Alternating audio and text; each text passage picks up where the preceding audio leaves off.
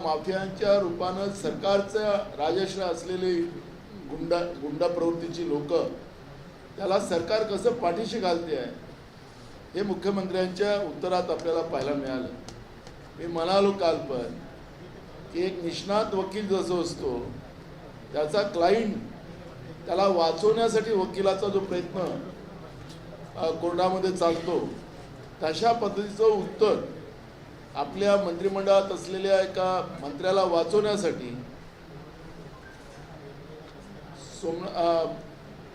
वाल्मिक कराड याला वाचवण्यासाठी तिथल्या असलेल्या गुंडा प्रवृत्तीला वाचवण्यासाठी मुख्यमंत्र्यांनी जे काल उत्तर दिलं ते मुख्यमंत्र्याचं उत्तर नव्हतं, एका वकिलांनी आपले क्लायंटची बाजू न्यायालयामध्ये मांडण्यासारखं झालेलं होतं। आम्हाला अपेक्षित होतं कारण की सुरुवातीलाच मुख्यमंत्र्यांनी सांगितलं होतं की मी कोणालाही सोडणार नाही, पुढच्या काळामध्ये या घटना होणार नाही अशा पद्धतीचं आम्ही या ठिकाणी अद्दल घडवू असं आश्वासन पहिलेच त्यांनी दिलेलं होतं।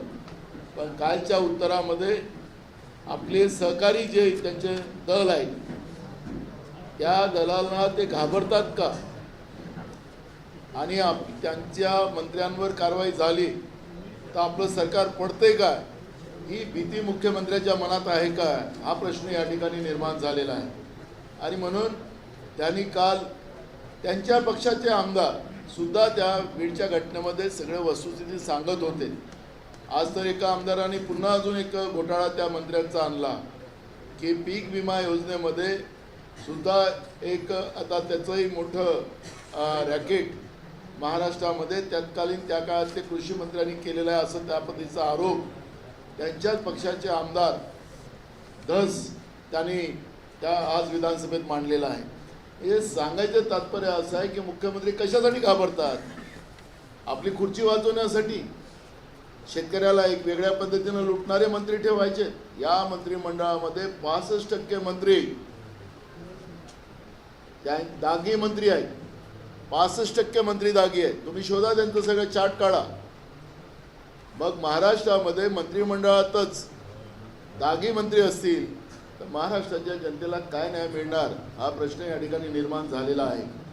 मी मगाशी विधानसभेमध्ये एक भूमिका अजून मांडली की महाराष्ट्रामध्ये शेतकऱ्यांच्या मोठ्या प्रमाणात आत्महत्या होतात।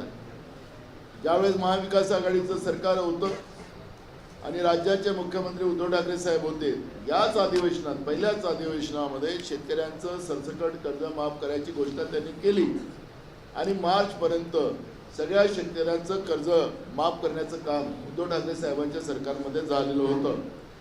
मग निवडणुकीमध्ये भाजपनी आणि त्यांच्या सहकारी पक्षांनी शेतकऱ्यांचं सरसकट कर्ज माफ करू पहिल्याच अधिवेशनात